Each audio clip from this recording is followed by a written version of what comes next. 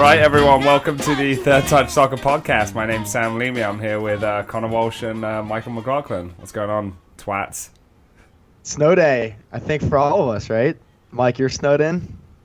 No, I'm at work. Really? Okay. No, I mean, technically, I'm working. It's my lunch break. But, yeah, no, it's a snow day. I'm working from home. Is this our second snow day podcast so far? It is. Snow day part 2. Dude, so I'm driving up to, I was at Zhuzh's last night. We're driving up to my crib this morning. And there's a Lincoln Navigator with Florida plates. We're like on Western Ave, so we're talking a pretty straight road. Just like completely off the road. Like so lost. Like how are people so bad at driving in the snow? I don't get it. I get you're from Florida, but just drive straight. You 4-wheel drive. Just go straight. Were you driving or Zhuzh was driving? Zhuzh was whipping it, bro. Zhuzh's got the 4-wheel drive. She's nice. Really? Yeah, I mean, I'm from England. I felt I drove pretty well this morning, driving little Jack to his mother's today. But I saw about 10 or 15 cars broken down, and at the red light at the bottom of Academy, you know where Albany Academy is, Mike? So yeah, anyway, to all these listeners, there's these red lights at the bottom of the hill, and I've got to go up a hill. So I kind of stopped my vehicle. It's a big hill. Yeah, I stopped my vehicle like 20, 30 yards just to gain momentum to go through that green light when it turns green. And I saw probably like 3 cars going up that hill kind of reversing, so I have to like go weave in and out of them. You know, pathetic. No, it was one of the worst. It was definitely one of the worst conditions I've ever it's bad out there. I just watched a guy on over here in 8th Avenue, like just I watched 2 cars just get stuck. You know, so I think it's just bad, and all the trains are down, all the elevated trains here in New York. So, I mean, I've got a day off today. Have you got a day off, Connor? I do. I was supposed to work at the bar tonight. The bar's closed. Shout out to upper management. Yeah, big. But we got a great show for you. We have the roundup of Orlando. Sorry, everyone, for a few 48 hours late. I was ready for 48 hours, but my great, Sam. No, I'm joking. Nah, everyone's ready now. You're the right? man, dude. You're the man, dude. No, we got to round up the Orlando. Big week in the Champions League. Barcelona came back. Huge comeback for them this past week in the Champions League. Going to round up the MLS games from the past week. Also, big FA Cup weekend, and Premier League was back a little bit. Pretty excited for this podcast today, lads. How do you guys feel? Excited. Definitely excited. But I'm so excited. You are. You look excited. But I want to talk about this. I want to talk about first this 50-year-old man in Japan who scored in the J League 2, still going strong. Yeah, oldest goal scorer in professional footballer. His name is Yasuyoshi Miura. He's the first 50-year-old to score in professional football. FIFA are yet to confirm if he's the oldest, though. So there could be a 60 or 70-year-old. Despite me being advocated for promotion and relegation, this is everything wrong with promotion and relegation. That there's 50-year-olds scoring in the Japanese second division. I don't think anyone needs that. But shout out to him. What? Shout out to him doing his thing. What's wrong with that? Asians, man, with their natural foods. My bad. Excuse me. I said ageist. My bad. I didn't want people to say. I just said fucking ageist talking about you, and then I realized people are gonna think I said fucking Asian. So fucking Asians with their 50-year-old scoring goals. No, I meant that Connor's being ageist. I love watching old people do anything. It makes you feel great. It makes me feel like I still got life left to live. I think it's great. This gives hope to Tiger Woods. Obviously, your hero, Mike. Yeah. Obviously, that's exactly what I thought. I just did think about Tiger. Really? Because Tiger's got. Yeah, I just did. Who would you want? Is he the number one guy you want to make the biggest comeback in sport in history? Like you want him to succeed more than anyone else in sports right now to come back. If Tiger came back, my weekends would be. I would be excited for Saturdays and Sundays to watch golf. I would be pumped if he ever came back and was like pretty good. That would be huge, man. If Tiger came back, because he was like the biggest thing in sports. If he were to come back and be nice again, like it would be even a bigger story than him before. Like. Dude's been through a lot the last however many years. He was such a dominant, like this force, like Michael Jordan-esque, just alpha male, and he's just been diminished to such a feeble thing. It would be so great to see him come back and be successful. I would love it, but I think it's over. I don't think it's ever gonna happen. Hey, well, Tiger coming back might be as big of a comeback as Barcelona against PSG. Yeah. Right? I mean, right? I just wanted to talk about Michael Jordan when he left for baseball and then came back for, who did he come back for? The Wizards? No, the Bulls.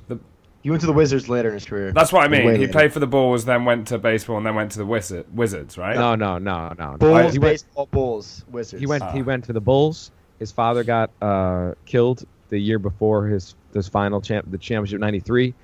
Then he left to do baseball. He came back to basketball, but he was still like only 35, 34 maybe. And then they won 3 championships, and they're the best team of all time. Then he retired. Then he came back as like 40-year-old and played for the Wizards. But he did drop 50 points or 55 at Madison Square Garden as like a 41-year-old or 42. That was pretty cool. Were you excited for him coming back? Nah, not as much, because it was like I was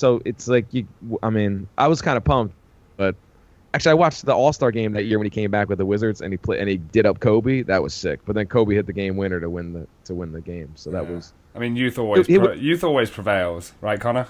Yeah, it does. Yeah. Absolutely. I mean, as a young, strapping 23-year-old, I'd say I have a leg up on you two, gentlemen. All right. Well, this leads us nicely to Barcelona's huge comeback in the Champions League this past week. 4-0 down from the first leg against Paris Saint-Germain, and running out winners 6-1.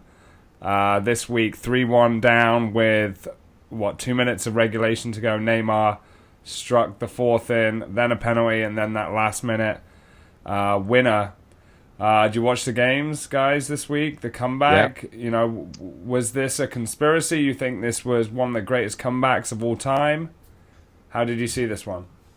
My take on it was, as far as soccer goes, it was probably the best comeback ever in soccer. Although Liverpool in the Champions League final, that was pretty spectacular as well. But the thing that struck out to me the most was the sheer amount of diving on Barcelona's part.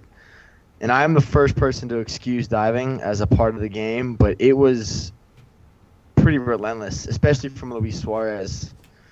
And I know that they're desperate to get a penalty, get a goal back. I get the strategy behind it, but it was nonstop, and it was pathetic in my opinion. But as far as the game went, it was a great game. Neymar, put the whole team on his back, and I think Neymar is catching up.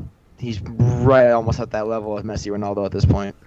I disagree a little bit. Not about Neymar, that's great, but I didn't think Barcelona was killing it that much. I didn't think it was they're going to come back 100%. I thought PSG, when Cavani should have put one, it should have been over. I mean, the game should have been when Cavani had that breakaway. Do you know what I'm talking about, guys? The goal? Yeah, no, the 3-1. Di Maria. No. It was Cavani had one right at the end he had already scored. Yeah. Well, Di Maria had a really big breakaway too that he missed. They missed. Definitely scored. They missed too many goals, and it wasn't. I didn't think Barcelona was. It was. They were 100% gonna come back.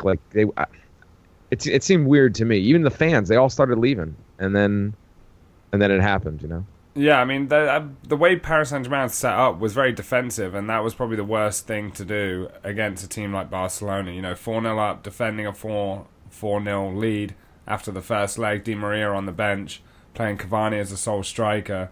Draxler was thereabouts, but defending against Barcelona, allowing them to come at you, they're always going to create chances at the Nou Camp, and lo and behold, 2 soft penalties, controversial penalties that were given. That just gives them the leg up and the momentum going into the second half. They get those 2 goals in the first half, and then that early goal in the second half looked like Cavani had put the tie to bed. But 3 late goals in the last 5 minutes. But, I agree with Connor. There was a lot of flopping, a lot of controversial decisions. The free kick that Neymar scored. Obviously, the referees, he's not fixing the game. I'm not going to blame the referee for that, but he's definitely influencing the game and giving more opportunities to Barcelona and allowing them to score more goals. There has been a lot of talk about, was this fixed? Was this not fixed? But you got to give credit to Barcelona coming back from 4-0 down, and some of the scenes at the Nou Camp are some scenes that have never been seen before. You know, absolute crazy. Commentators going nuts, fans crying. Luis Enrique, the coach, running on the field, injuring himself. Didn't he like tear like a ligament in his knee, celebrating down there, running onto the pitch? I mean, it's great to see. It's great to see one of the biggest clubs in the world still having that desire to succeed at the top level, and coming back from that and seeing all the players, these millionaires, crying on the field. You know, is unlike anything I've seen at the new camp. Yeah, and I have to say, is going into the game, I mean, obviously, to predict that is pretty hard, but I personally have the feeling that, I think a lot of people did, if any team in the world is capable of pulling this off, it would be Barcelona. And I don't know if Barcelona is not even the best team in their league currently, but it's still Barcelona. And I felt the chance was there, but once PSG got the away goal, especially, you know, it's the 88th minute, you need 3 goals. It's not going to happen. And the fact that they made it happen, and I've watched that second half now, I think 3 times, because it's been replayed so many times, and I've just enjoyed watching it again and again. And it's as good as it gets as far as Entertainment. The theater of the game, the drama, the entertainment. It's as good as it gets in soccer. And I mean, it kind of spiced up the Champions League a little bit, because I've said it before, I think the Champions League's a bit boring, but that was as good as a game we've ever seen. Yeah, I mean, I was working the day before, and Arsenal were 5-1 down from the first leg against Bayern Munich, lose again against Bayern Munich at home 5-1. And I had some Barcelona fans in the bar, and they're like, "You think Barcelona are going to do it?" I was like, if anyone can do it, Barcelona can do it at home. And lo and behold, the next day he turns up, and I looked at him, I was like, you know, what I say yesterday, they could do it. Teams like Arsenal, they just don't have that ability, they don't have that quality in the final third. But once you have Neymar... I don't even think it's... I mean, I know Barcelona is more quality up top, but it's just the mentality and the belief which separates Arsenal from a lot of clubs. But Barcelona has that belief. I mean, it's just a different situation entirely between the two clubs. Like, there's just the whole winning mentality. There's such a gap between what Barcelona thinks they can achieve and what Arsenal thinks they can achieve. Yeah, but Arsenal don't have Suarez, Neymar, and Messi up front. They just don't have that ability. I get that. But I mean, the rest of the players, the mentality is instilled in them to win, and Arsenal doesn't have that mentality. Well, you beat Lincoln. You beat Lincoln 5-0. You had that mentality, and Wenger said, "Oh, they've got their attitudes back, their confidence is back." It's great, Wenger. Thank you. But I mean, that was a great comeback, and I want to discuss, what do you think the greatest comeback in? I want to do like kind of a non-soccer and not other sports comeback in history. What's your favorite comeback of all time in sports history, Mike? Oh, I mean, without a doubt, it's Greg LeMond, 1989 Tour de France. No, that was an amazing comeback, but that's different though. But it was 2004 Red Sox being down 3-0, and then the third game I think they lost 19-7, and then to come back and win 4 in a row. The way they did it against the Yankees, it's just. I don't ever think I've been more elated in maybe in my life in anything than that week, you know, to the point to where it was so good that I don't care about the Red Sox anymore. Like, all I gave a shit was Red Sox. They won. The next year I went to games and I was like, I don't even care. Like, it's that's how good the comeback has to be. It has to be so good you stop liking that sport. Dude, you can't get higher than this. This is it. It doesn't get better. I'm out. You know? I think that's the best sport comeback in sports history, hands down. Just the history behind that, and the rivalry between Yankees, Red Sox having won a World Series, and was it 89 years at that point? Yeah, 86 years. 86 years, and then they go on and win the World Series, and they swept the Cardinals, right? 4 games. Yeah, that was the only part that was kind of almost like, well, come on, can we have a little? It can be a little. I kind of wanted to, in a weird way, I wanted to be even more climatic at that point. But it didn't matter. The Red Sox were so good. That team was killing it. I mean, it was... Yeah, and that's coming from, like, me as a Yankee fan. I think that was the best comeback in sports. But this year... Didn't the Yankees beat the Red Sox the year before, like 4-3? But it wasn't... the year before they played in the ALCS, and it was only the second time they had met. They met in '99. The Yankees crushed the Red Sox. And then they met in 2003, and it went to games. Yeah, and Aaron Boone hit the walk-off. But the Game 6, the Red Sox were down. They came back to win in 2003 to force the Game 7. And then Pedro, the best pitcher I think of all time, But he was winding down in his dominance at that point. But he pitched a great game, Game 7. They left him in because he was the man, and he gave up the hits. And it's just still so brutal, man. Actually, can I tell you this story? I don't know if there's soccer fans that even care about this, but out there. That Game 7 in 2003. My friends were like, we're gonna go out and watch this game. I'm like, no, I'm sitting here, I'm watching on the TV. When they left Pedro in that 8th inning, and he was pitching, and then he's giving up a hit here, a run here, and you're like, oh my God, what's going on? And I'm watching, and now there's, I think there's 2 guys on. Hideki Matsui's up to bat, left-hander. I'm like, they could bring in Alan Embry right now. But they don't to the Third Pitch podcast. Hold on. This is kind of interesting. Slightly. Excuse me. And he goes, and all of a sudden, I see Pedro messing with the rosin bag, and I hear cheers from downstairs. I'm in my apartment. I was in college at that time in New York. I hear cheers. I'm like, what? Because I'm in Queens. I'm like, why are these people cheering so loud? Why are they cheering so loud? And I realized, I looked down, I had the first experimental DVR ever. Like, they handed it to us, and I knew I was on like a 12-second delay. So I had to watch him pitch this pitch. Oh, it was just like knowing that something horrible was going to happen. And Ichiro ripped a double, or it might have even been fucking the catcher. I forget his name. Shit. Posada. But yeah, Posada. It might even be Posada. I think it was actually the bloop single that they took the lead on. I remember they tied the game up with. All right, sorry soccer fans, but it was just brutal to like know the pain was coming. And then the dude, once Boone hit that home run, I was already in my bed in my covers and I'm watching in a different TV. Had to like call my father, my cousins. It was just the combination of the heartbreak of the 2003 ALCS and then the comeback of the next year magnifies that comeback as the greatest sporting comeback of all time. Yes, yeah, that horrible loss, and then how they came back to win it. It was just amazing. David Ortiz is just forever like a god in Boston lore.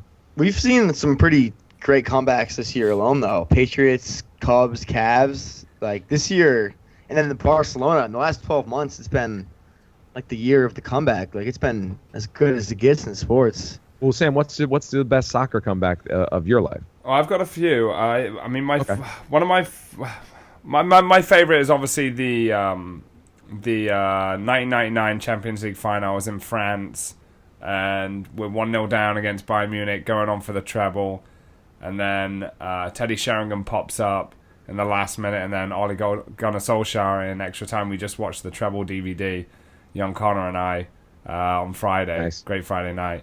Yeah, and that just still, the hairs stand up on the back of my neck. Just watching that, the commentator just going crazy. That whole season, Beckham in his prime. Connor didn't realize how good Beckham was after the 1998 World Cup when he got sent off, and the whole of England hated him for probably about 6 months. And then everyone just kind of realized, like, holy shit, David Beckham is one of the best players in the world in his prime at that time. And the way he came back as such a young lad and won the treble with Man United. Yeah, I just got to comment on that real quick. Obviously, like growing up, I'm obviously a few years younger than Sam. But Beckham was such a big star when I was growing up, but didn't really get to watch him play. If you guys can ever go watch, I'm sure it's on YouTube somehow, watch Beckham's highlights from 98, 99. There's never been a player like him ever. It's like laughable the way he crosses it. We were laughing by the end of the DVD because we went through every single game of the season. By the end of the DVD, we were literally laughing because every single game he's whipping in balls that there's not a player anywhere right now that can cross the ball the way he used to. And he did it game in, game out. And it was something like 26 assists in 38 Premier League games. Crazy. What makes, is that just pure technique? Is that just genetics? How his hips are relation to his leg? Is it? Why was his ball? Yeah. I mean, obviously he was talented, but a lot of muscle memory. He would stay after the on the training field and just whip balls in and practice free kicks. The way he takes a free kick is kind of the way he crosses a ball. There's not many shots or passes that he'll hit with the outside of his foot. It's all that kind of body movement, that left arm in the air, whipping that ball in, and we really don't see it in the modern game. I think the closest player to David Beckham we see in the Premier League today is Christian Eriksen. The way he kind of whips that ball in. There's not many players that do that in the modern game. You always have that right-footed player on the left-hand side. You have that left-footed player on the right-hand side. So they cut in. And just to confuse that defender. I can't even remember the last time Ronaldo played on the right wing. But, I mean, that's that's definitely my favourite personal. Is it the best comeback in sporting history? No, I'm going to rewind and go back to golf. I think Europe's Ryder Cup at Medina in 2012 when they're 10-6 down in the singles when we weren't that good at sing. Why are you laughing? What a great comeback. And that such a motherfucker comeback. It's just, I mean, okay, go on. Justin Lennon running over that green in... in 99? Yeah. Yeah. Mm-hmm. That was a great comeback, too. Ryder Cup comeback. But then that was just, he ran all over Jose Maria Olazabal's line. He still had a putt to make it. Obviously missed that putt, but, one of the worst... sportsmanship. It was bad sportsmanship. Yeah, it was terrible sportsmanship. And it was just that kind of the whole of Europe was like, these Americans are just assholes. Just the way they act and the shirts that they were wearing. The shirts are horrible. Yeah. The double fist bump, the uncomfortable double fist bump by David Duval. They were so uncomfortable celebrating, but they were trying to. It was Tiger Mania too. It was he brought a whole new interest into golf. So I think same with 2012. Tiger Woods was still playing at the top of his game. He never really contributed that much to the Ryder Cup, and to come back from 10-6 down on the final day in the singles, and they did it. And especially, I think it was Martin Kmart sank that putt on the 18th green against Tiger Woods to retain the Ryder Cup. But you were still pissed off about 99, about how they acted, and you wanted them to lose. And I'm kind of a golf guy, but not a huge golf guy. And and I was living in America at that point, and it just wasn't on the TV. It was like, Europe won the Ryder Cup. All right, on to LeBron. That's how it was. It was not like that. It kind of was. It kind of was. That was what. Why do you push so hard for Europe in the Ryder Cup, especially now that England is no longer a part of Europe? Well, this was 2012. This is when we were. Still though, it's like It's all because of that 99 Ryder Cup. Connor, if you had watched it, it was like, I remember going nuts when Leonard hit that putt. The putt was amazing. I remember it. I remember the 99 Ryder Cup. My dad's a big golf guy. I grew up watching probably more golf than any other sport. But you did. I was like jumping around too, but then I felt like embarrassed. My older brother was like, that's a bit much. Like, everybody immediately got embarrassed too. So it was. Sam's right. We've talked a lot about baseball and golf so far. But I have obviously that moment. I have Manchester United 95-96 coming back from a 12-point deficit in the Premier League from February. That was a huge comeback. Alan Shearer was about to win the Premier League. Peter Schmeichel played this one game at St James's Park. We got absolutely dominated, and Eric Cantona just pops up, scores a volley. We close the gap. We eventually win the league. That was a great comeback from that point of view. But the one that pains me to say it the most, the greatest soccer comeback has to be Liverpool's comeback against AC Milan in that 2005 final. It just has to be. The way they came back from 3-0 down, getting absolute dick raped in the first half. Second half, 3-0, 3 goals. Steven Gerrard just stepping up. And, it pains for me to say it, but it has to be the greatest soccer comeback of all time. I agree. I mean, that's as good as it gets. Just 3-0 down. And AC Milan were so dominant in that first half. Who played the ball in that first goal, Milan's first goal? That Kaká on the pass from, like, wicked deep behind Liverpool's back line. And I think Crespo scored. Regardless, it was just a really, really nice goal. I mean, Gerrard with the header, like, such a sick header.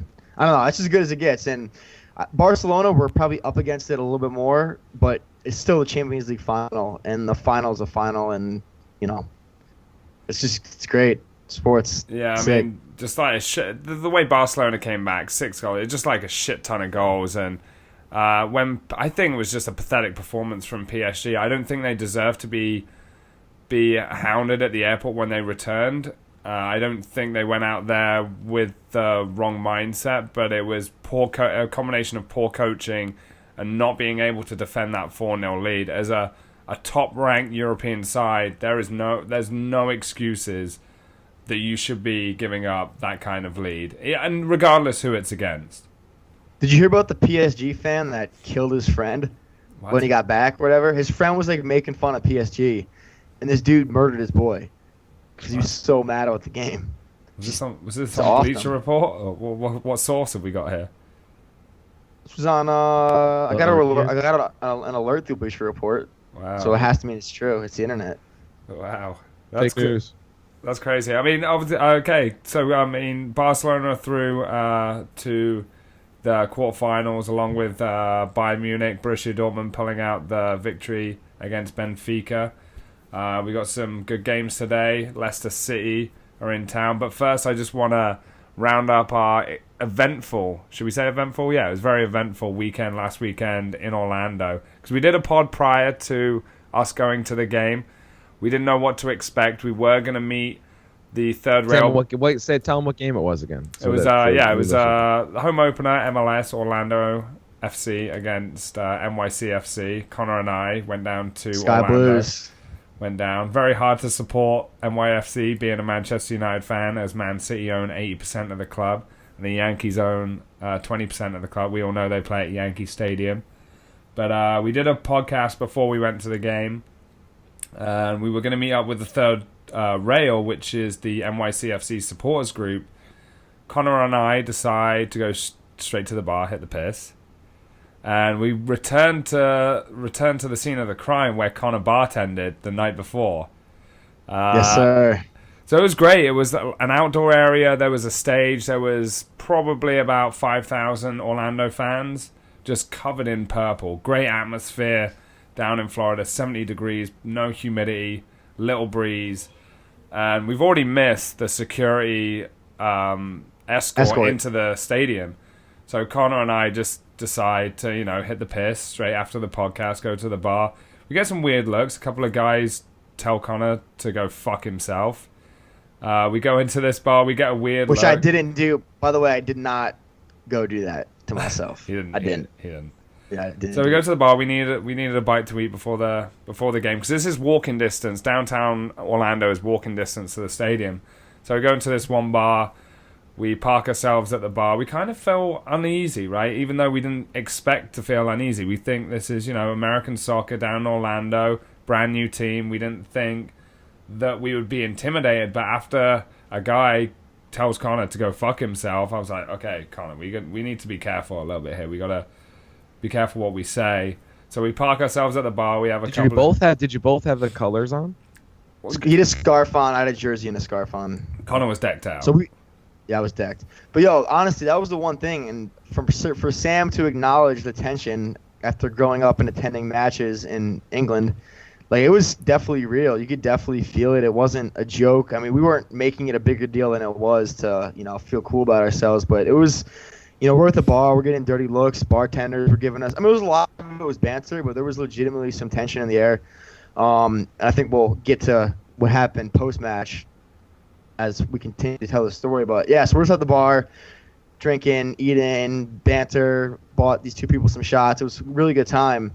But then, so we leave the bar, we're probably, half hour to kickoff, 40 minutes to kickoff, solid 5-10 minute walk to the stadium.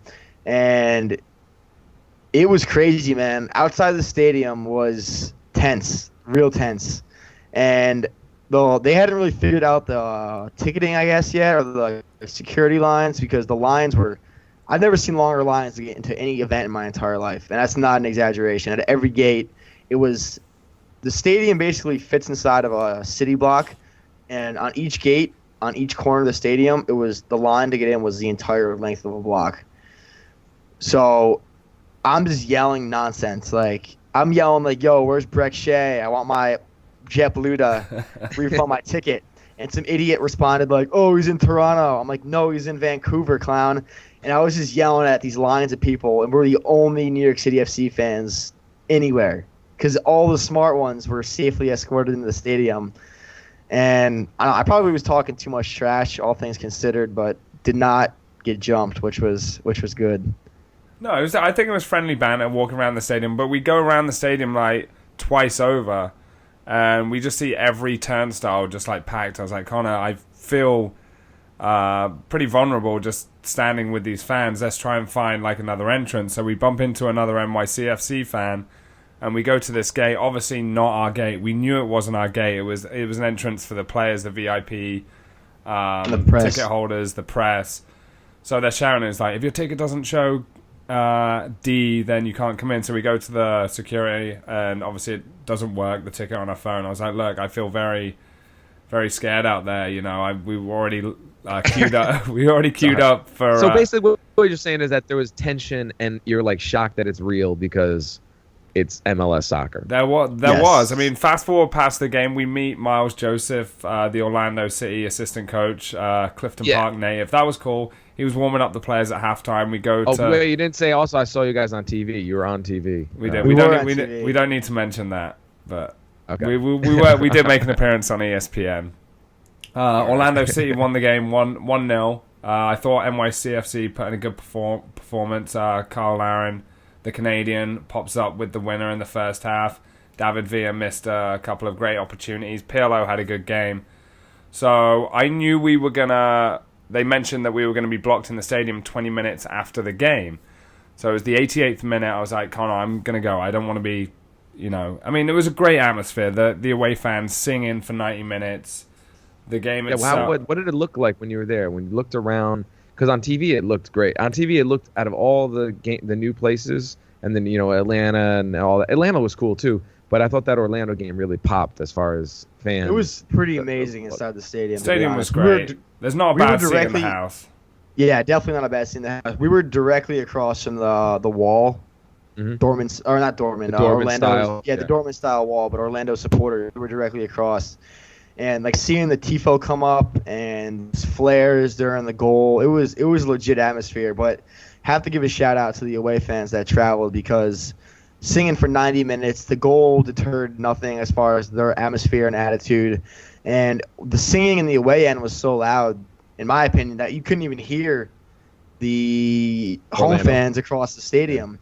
And I went back and watched some of the game on ESPN, and I was impressed with how loud the atmosphere was on TV. Because when you're inside the stadium, you feel it, but we also had a few drinks in us, so that probably played a role. But overall, the game itself was a great experience. Kind of unfortunate New York City didn't score, that they dominated the game, completely outplayed Orlando. But Orlando got the goal, and so we got to fast forward to after the game was when things got exciting. The real magic happened. So I leave Connor. He was like, no, I'm going to stay here with the fans. I was like, I'm not waiting. So I go down a section. The ESPN desk was right in front of us at the dugout. Also wanted to talk to Miles as he's coming off the field. So I go right there. The security's like, no, you can't come down. I was like, I'm just going to see my friend. So Miles comes out. I was like, yo, great game, Miles. That kid, English guy, Jack Harrison, had a great game. And he kind of puffed his cheeks out. I was like, yeah, he's a good player. And then Connor, I guess, finessed the security, managed to get past them, come down, meet me. And that's when the yelling started happening at Alejandro Moreno and Hercules Gomez, who loved Connor, by the way. Absolutely loved Connor for some reason. Just it was a connection. It was like a long lost family member. Yeah, and I'm like the third most important person on that broadcast. They loved me, dude. I was yelling at them. I was being mad. I'm not gonna be like, oh, it was so funny, but I was just clowning so hard. They're sitting right there. I'm just yelling. I pulled up Hercules Gomez's Wikipedia page, and I was yelling out his stats for the national team and for Club Tijuana and Seattle and stuff. It was so funny, dude. And they loved me. We got a picture with both of them. Really cool. It came over. I posted a picture with Hercules Gomez. Got 150 likes on Instagram. Huh? and That's a subtle flex right there. Hercules Gomez just won the MLS Cup with Seattle Sounders last year, and he's fresh into punditry, and some 23-year-old from Clifton Park started shouting at him. That's got to be the highlight of his career, right? I'd say so. I made his night for sure. But it was definitely a great experience. I got a couple of photograph Kodak moments with them. We leave the stadium and there's violence. There's violence outside the stadium. Little did we know what was happening at the time. We just saw a ton of emergency vehicles, police, fire trucks, ambulances. We get a few videos. As soon as you see a little bit of drama, you pull out your phone. Gotta take a video of it. Yeah, I saw that, guys. Yeah, don't help anybody. Just videotape their demise. So there's violence outside the gate. Yeah, and I guess we missed. I got a sick video of this New York City FC girl punching a cop in the face, like right there. Best thing I've ever recorded in my life. I thought it was an Orlando girl. No, it was New York City FC. Oh, all right. Yeah, it was the away fans. Obviously, you combine alcohol and a mass of people, there's going to be trouble. I don't think football had anything to do with any kind of concert, any event with that amount of people and that amount of alcohol combination. There's going to be trouble. Football really had nothing to do with it, I don't think. I mean, there's instances in Europe where there's supporters group. I know New York City actually have the New York City Ultras, like dressed in black, which do go to the Red Bull games. And I heard a story this past weekend from Red Bulls fans. They don't even watch the game. They just go to the stadium. They're dressed in like ninja black outfits, and they just like pick a fight with people. And if they can't pick a fight, they will just fight each other. This is true. They're called the New York City Ultras.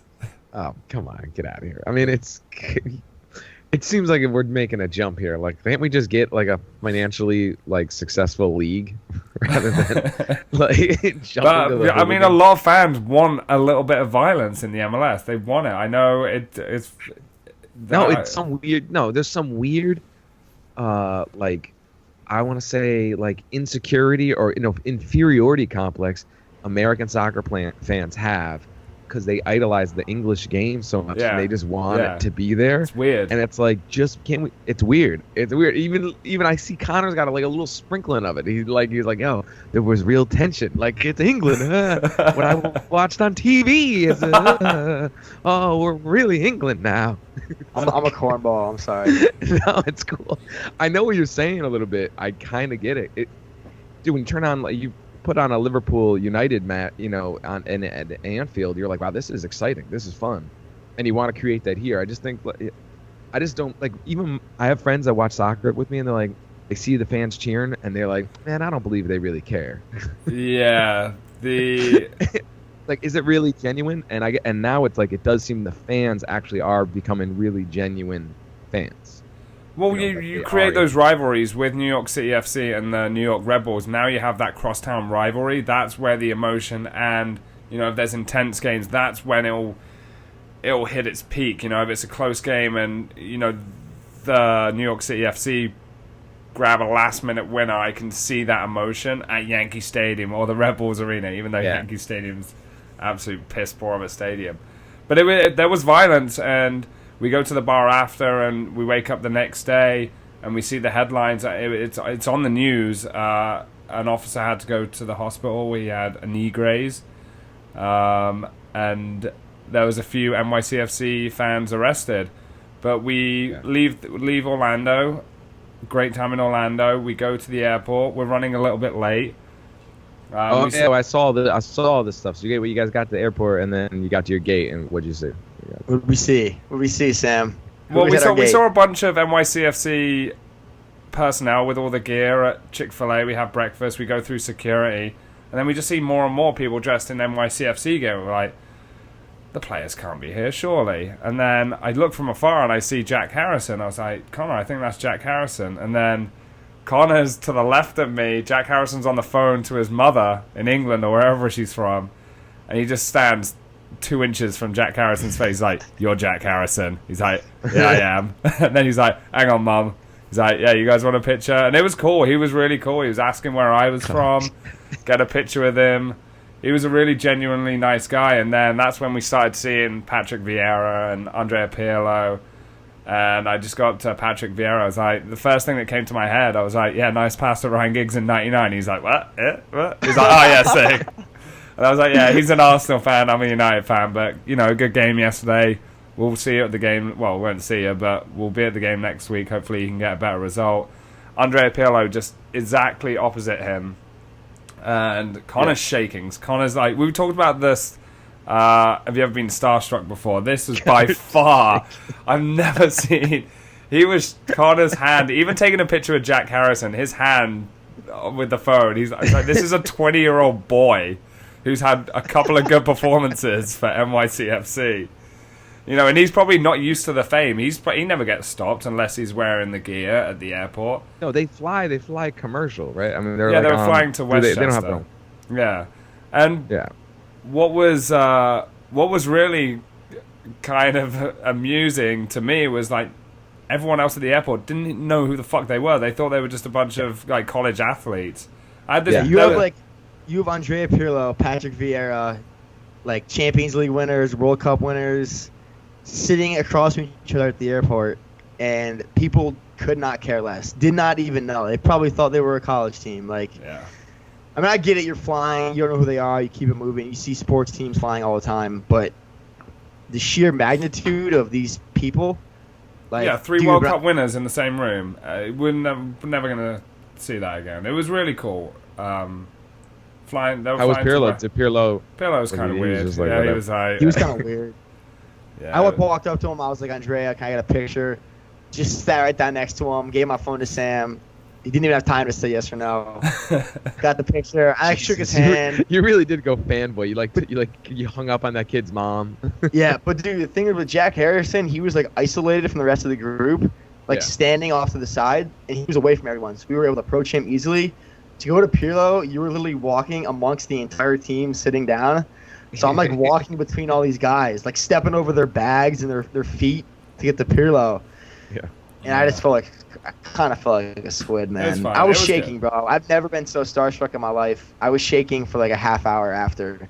It was like honestly like the coolest thing ever, though. To see Pirlo and I'm taking a picture with you was dope. Really, really cool. Yeah, so coming from Orlando back to NYCFC at Yankee Stadium week after we go to the game on Sunday. Sorry you couldn't be there, Mike. I know you were in... Where are you? Chicago? I was in Chicago, yeah. How'd the show go, anyway? It was great. Everything was awesome. But it's so long. So what happened when you got... So we go from 70 degrees Orlando to 20 degrees Yankee Stadium. New York City FC run out 4-0 winners. Good performance, good goals. Kind of complete performance, right, this weekend? Yeah, and I think it followed up, despite the loss the following week, another really, really good performance for the lads. I mean, they've played very well in their first 2 games, and we had great seats. 3 of the goals were scored pretty much directly in front of us. And yeah, they played great. David Villa brace, Maxi Morales goal and assist, and the new DP signing. He looked really good, kind of grew into the game. Jack Harrison played well. Matarrita, the Costa Rican left back, was really, really, really good. And yeah, definitely, I have to say the whole away game experience is just so much more fun than a regular home game experience. And part of that might just be the fact that the stadium situation isn't the best for soccer, but... No, I think you're right, because it's funny, you were just saying I was in Chicago. I've never been to Chicago my whole life. Dude, I was 3 straight, I was there for 2.5 days. I was just pure, like, if you've never been to the place, if you've never been to, and it's all new experiences, you don't even have a moment to get cynical. Everything is a new stimulation, and you're so into it. Whereas if you're going to Yankee Stadium, and I've been to Yankee Stadium 40, 50 times, you're kind of like, all right, and I get off at the train, and then we go to this bar. You go to the parking lot, you go to Stan's for a beer, and then... exactly. It's kind of, you're kind of high when you're in a total new area, and then you fly, and every time you land a flight, you just feel like, I did it, I landed, and then you get that high that you're alive, and then you're in a new place. I can totally see why going to an away game would be like really more exciting. Yeah, I mean, it was a good experience at Yankee, despite the cold. It was absolutely freezing. I don't know how it was in Chicago. It was it was all right. The coldest game I've ever had to stand through. But God bless your dad, Connor, for taking us down. Shout out to Uncle John. So week 2 of MLS, you want to break down the scores real quick? Sure. I want to start off with the Minnesota United game because there's kind of a lot of talking points. 6-1 losers after following up a 5-1 loss to Portland in week 1. And I just got to comment on this. I mean, going into this season, we said that Minnesota might be the worst team in the history of the league, just as far as where they are as a squad and where the rest of the teams are. But 6-1 at home to Atlanta, who's also a new club, in an absolute blizzard, and you're Minnesota, you have to win that game. Like, that should be what you're basing. That should be part of your team, is being able to win games in cold and snow. And to get trounced 6-1 to another expansion team that, I mean, Minnesota was a club before this. Atlanta United is new, completely new, no history. Minnesota's been around. And Atlanta, like, the new DP players look great. The whole team is well built, well structured, and Minnesota has a lot of work and a lot of questions to ask about, if this frugal approach is going to work for them, what changes can be made to the lineup, because, I mean, going forward, they look okay. They have good attacking players, but defensively, they're terrible. And conceding 11 goals in your first 2 matches, officially the worst start to any MLS team to a season ever. And as a new team, it's not a lot to fall back on. I know Adrian Heath has a good history of coaching in American soccer, and he made Orlando pretty decent his first year, and going to be interesting to see going forward what happens. But does this prove that New York Red Bulls' away win at Atlanta was way bigger than everyone thought from the first game? Did Atlanta look that good? I think so. I think some of it has to come down to how bad Minnesota is defensively, but still, for Atlanta to go up in an absolute blizzard of conditions, like terrible, terrible weather, and win and score 6 goals, like, that is definitely impressive. You know what too made a big difference on that was how Portland, dominated in their first game versus Minnesota. What, they won 5-1, right? Then they just went to the Galaxy. I watched that game, and though they won the game, they didn't dominate. Like, I thought Portland was going to trounce the Galaxy, but it was Minnesota must be at a level that's just much, inferior right now to the rest of the league. So I don't know what they're going to do. Well, yeah. So that game 6-1. Fire Real Salt Lake 2-0. Nemanja Nikolic, the new signing from Legia Warsaw, scored like 46 goals in 52 games in 2 seasons there. So he's definitely a goal scorer. Gets his first of the season. Chicago, worst team in the league last year. A tie and a win to start the season is pretty solid. Red Bulls beat the Rapids 1-0. 2 wins to start the season for the Rapids. Luis Robles sets an MLS record for 142 consecutive starts. So shout out to the sometimes national team goalkeeper. And Timmy Howard returned for the Rapids. And if he's back playing, does he get considered for these March qualifiers? I wanted to ask you guys. We should have that. We should have an episode coming up all about the games coming up this weekend. But I think he's going to actually start though. So you think he'll be in the roster and starting for the U.S.? I think both Tim Howard and Clint Dempsey will be in that squad. I mean, Dempsey scoring that goal in week 1 and playing again in week 2 is great signs for the U.S. and playing well as well. Yeah. So, what were you say, Mike? No, you go. I was going to move on to the next match. Oh yeah, no, go for it. Okay, so Union, Toronto 2-2, and Philadelphia. Josie scored a penalty. Alejandro Bedoya missed one. Giovinco is injured with a leg contusion, and unclear how long he's going to be out for, so kind of a tough break for Toronto. And Gucci Onweyu started and played well, according to all reports. And he's lined up against Josie Altidore and played well. I know Josie got a penalty, but, did his thing. Shout out to Onweyu, the old man. Montreal, Seattle 2-2, Piatti and Lodero, 2 of our favorite DPs in the Third Touch podcast, each back to goal. And Seattle was down 2-0, scored in the 83rd and 84th to equalize. And Dempsey actually scored one that was called back. They called a handball on Jordan Morris. They said when he brought the ball down, he brought it down with his hand, which controversial because it didn't look like he did. But played Dempsey through. Dempsey scored. Should have been accounted, but wasn't. So still good signs, though. Jordan Morris linking up with Dempsey. Houston 3-1 over Columbus. Sporting Kansas City 0-0 with FC Dallas. No goals this season for Sporting Kansas City to start off. Dom Dwyer, where you at, buddy? We need you. San Jose beating Vancouver 3-2. Second win of the season for San Jose. Chris Wondolowski on the score sheet. Always scoring, that lad. Always scoring, yeah. Anibal Godoy scored another great goal for San Jose. Already talked about New York City FC. Wando dominated that game too. That's what I heard. Yeah. I did. But yeah, New York City FC 4-0. And I know Sam has ragged on Pirlo a lot based off what we saw last year, but Pirlo's performance on a full-size field in Orlando, just from our eye, first-hand accounts, he played so much better at Orlando than at New York, just because of the size of the field. And he didn't have a bad game on Sunday, but I think when he's allowed to be in a full-size pitch, he can really do his thing. But good result for New York City FC. Yep. And then Galaxy losing 1-0 to Portland, second home loss to start the season. We talked about in our preview episode they might struggle a little bit, maybe loss of identity, new coach and whatnot. So they got some things to figure out. But Chara scored for Portland, countered the entire field in 3 passes. Pretty impressive goal. Can I ask? That goal was sick. What was impressive about that goal, Char, was that touch he had that led to the goal. Like that, it was kind of like his chest or his shoulder. Yeah, like he brought it down. The left back, I think it was the left back, played a great ball forward. He brought it down, I think on his chest. Brilliant touch, one way or the other. He touched it perfectly. Played Valeri through. It was a great goal. It really was a great goal. And I watched that goal and I'm like, wow, is the MLS, has it gotten doubly better just in the last 5 years as an entertaining thing to watch?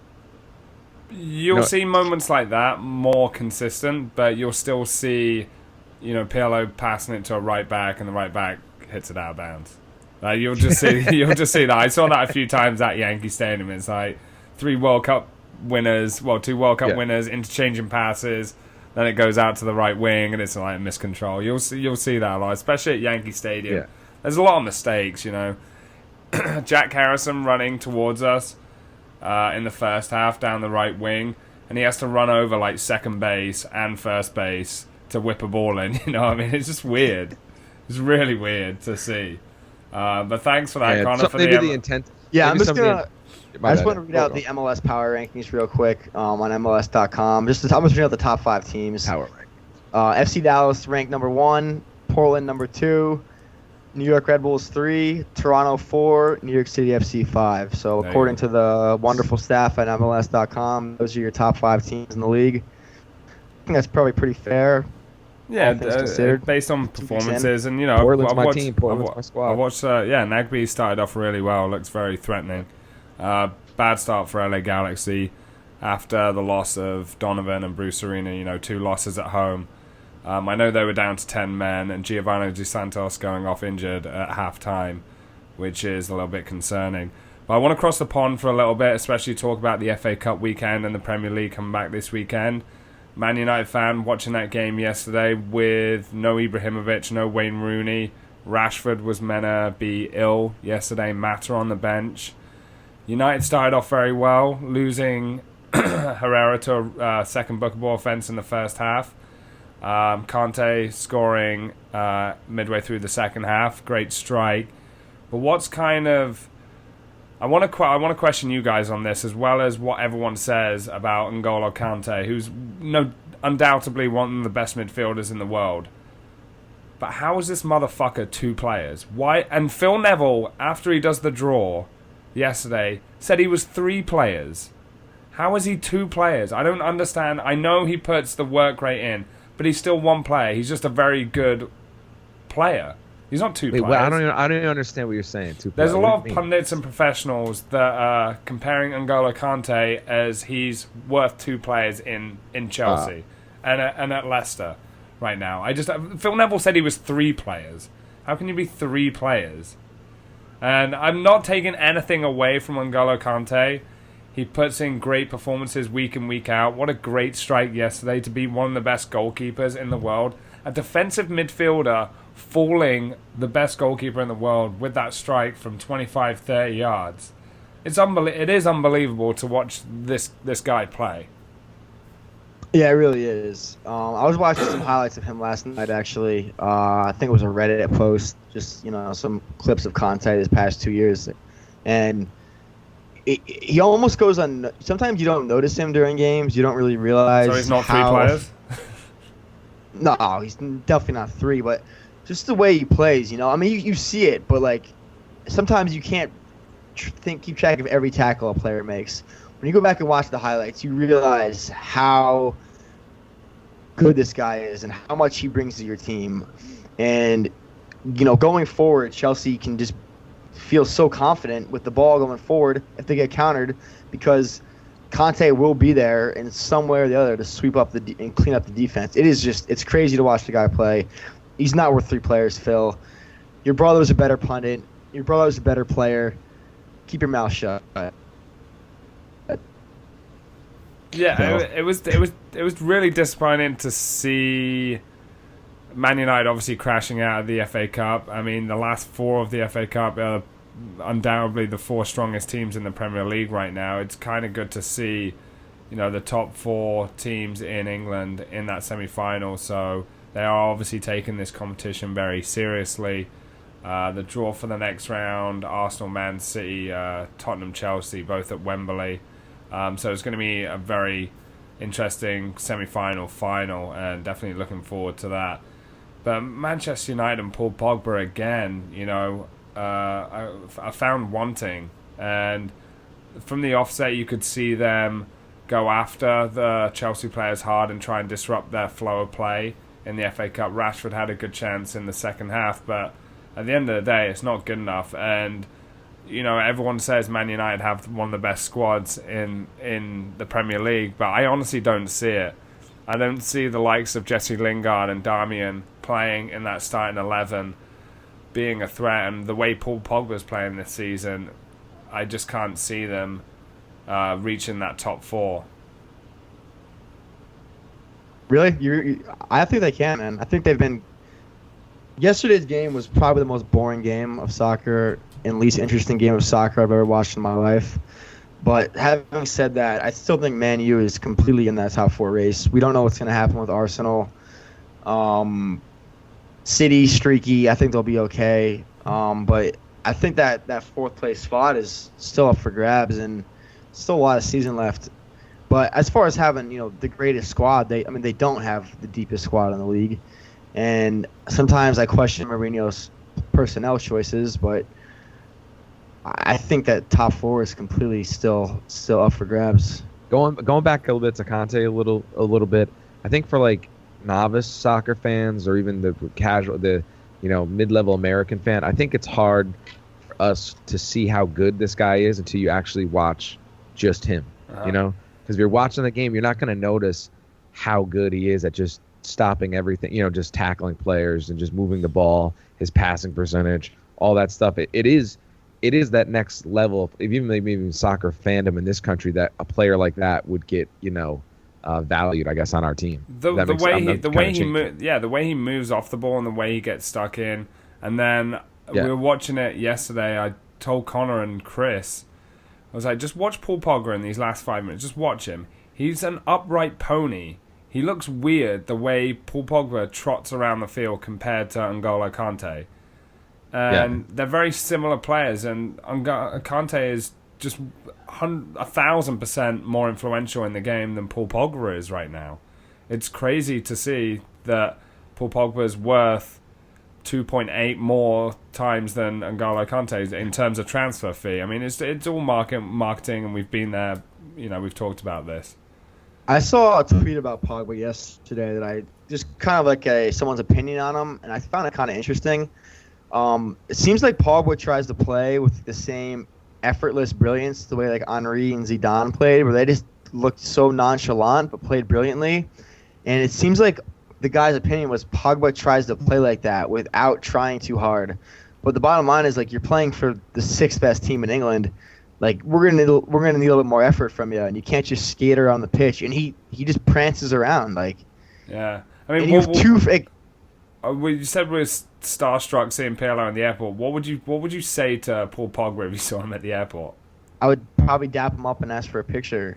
Dude, Pogba's a great player. He's sick. He's like for us younger generation, like, he's dope, man. Like, I just wish he was. I don't really wish it, but I've been saying for 3 years now he's not as good as people think, because you don't watch Serie A, you don't watch Juventus. So stop telling me just because you play FIFA, Paul Pogba is so sick, when like you don't actually ever watch the guy play a real game. And I think he's been kind of exposed this year, and I don't think he was worth that amount of money, especially in contrast to Conte. You're looking at 2 French center midfielders. I know they play different styles of play, different positions, but still midfielders. And the contrast in effort and quality is, for the price, it's crazy. Yeah. I mean, do you think N'Golo Kante is the best midfielder in the world at this moment in time? Yes, but his role is very different. You know what I mean? It's hard. Yes, he is, but well, okay, we'll say centre midfielder, attacking, defensive, regardless. Center midfield. Pure center mid. Connor, let me ask you this: if you took Michael Bradley out of the U.S. men's national team and you put Conte right in where Bradley is in the position he plays, how much better would it make the U.S. team? I think you'd make any team better. Look at Leicester last year. I think it would just make the team so much better. Bradley might be a little bit better going forward, and I might sound crazy saying that because that's not Conte's real strength. Yeah. But no, dude, Conte, Jeff Cameron and Omar Gonzalez or Matt Beasler could just chill at center back and not worry about anything because Conte's playing in front of them.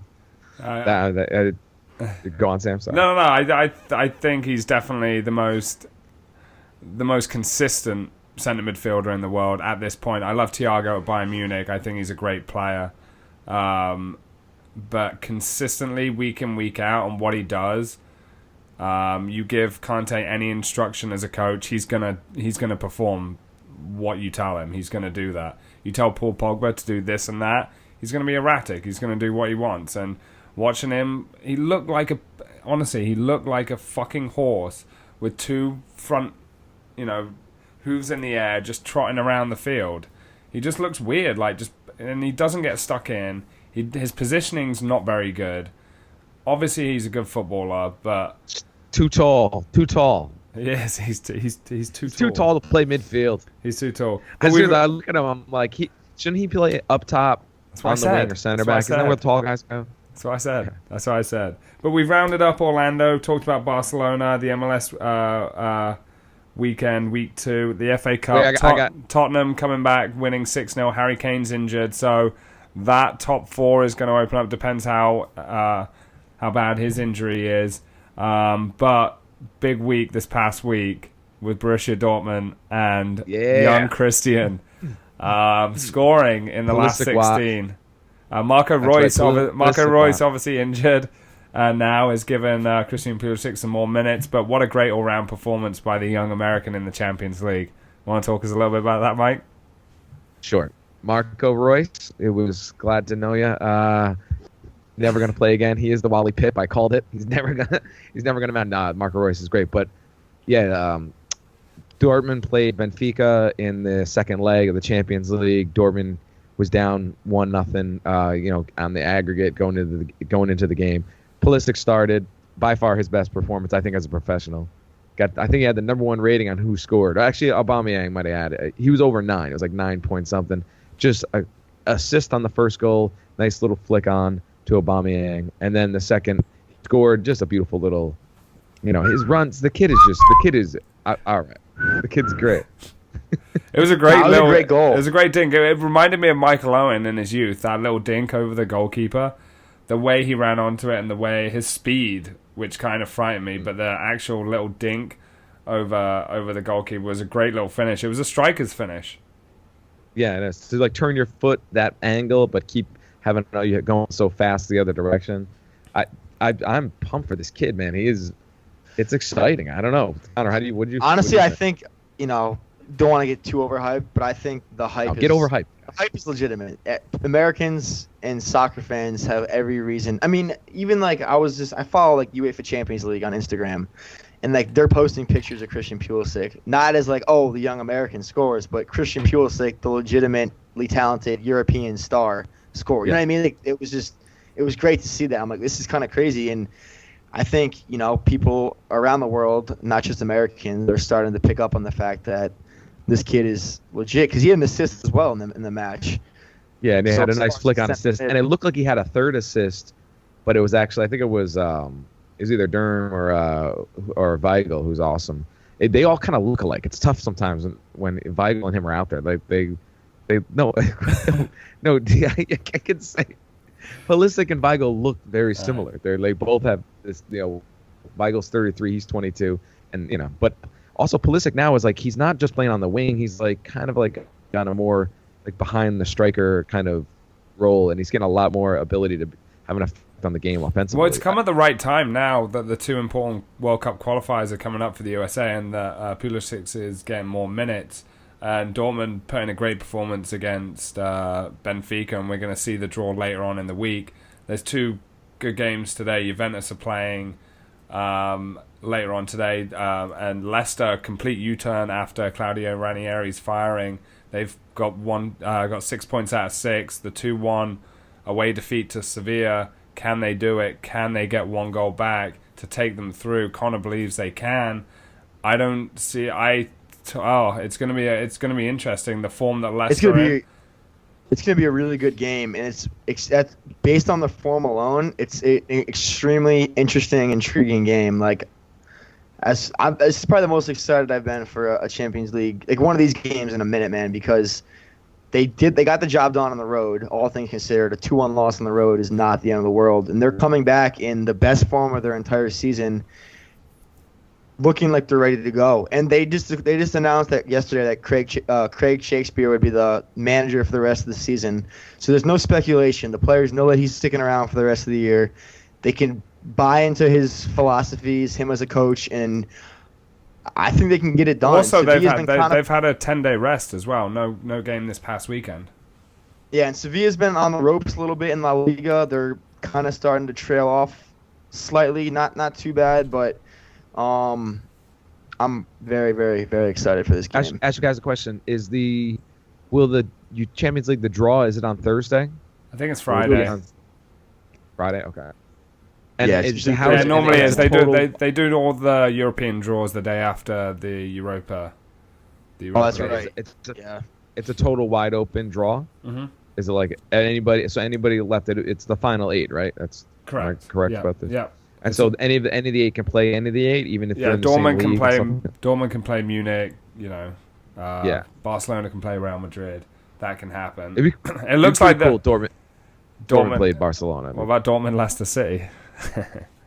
They'll destroy Leicester City. I know we're running out of time right now. A couple of other points I wanted to make. Steve McLaren getting sacked again by Derby County. Second time he's been sacked by a club.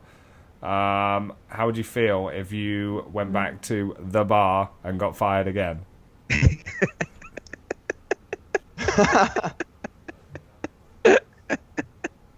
First of all, I didn't get fired.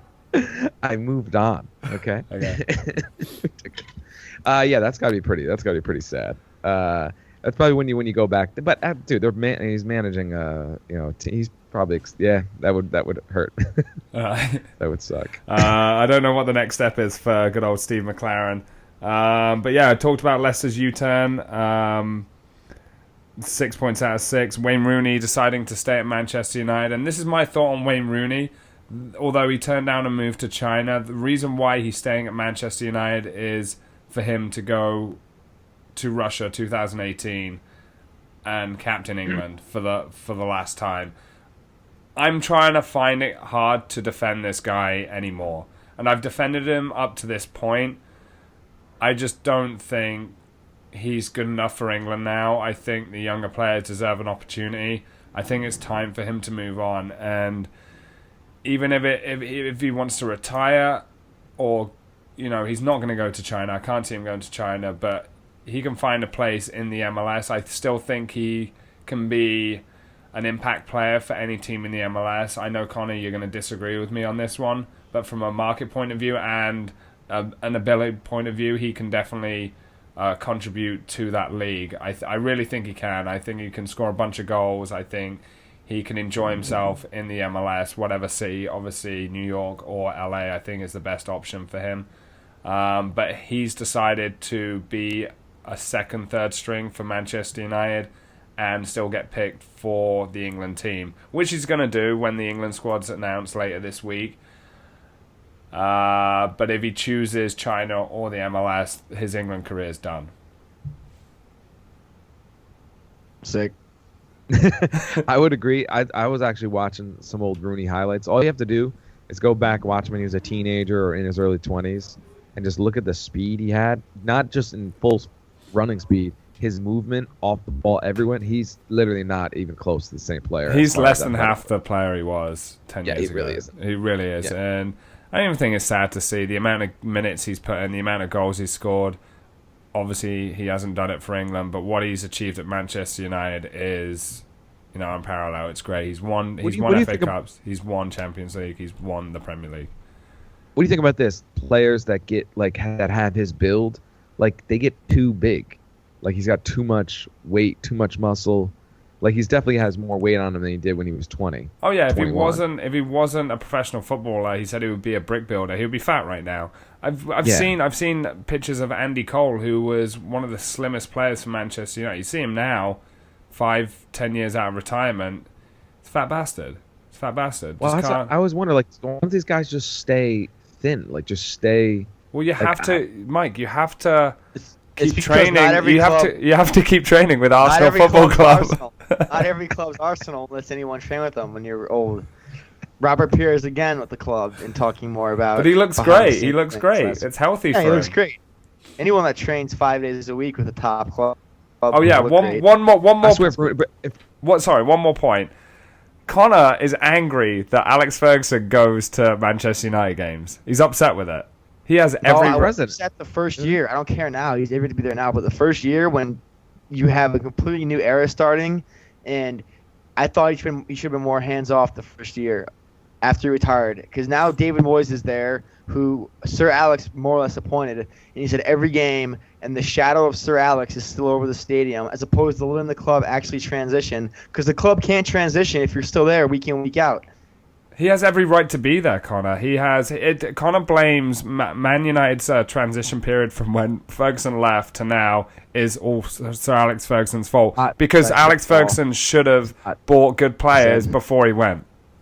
Before he left. He won the league. He should have. Last season. What does this have to do with players being fat? Come on, I thought we were talking about. I want to go play in the snow. Can we wrap this up? Yeah, we gotta go. But no, hold on. This is my only point. Guys like Rooney, just lose 20 pounds and you get fast. You get faster and more I don't know. That's my advice to Wayne Rooney. Lose 20 pounds. All right, from fat people to Pulisic ripping it up to the best sporting comeback history of all time. That's it from us at the Third Touch Podcast. Thank you very much. Thanks for listening. Now you can play in the snow. Thanks, guys. In a bit. Thank you. All right. Go build a snowman.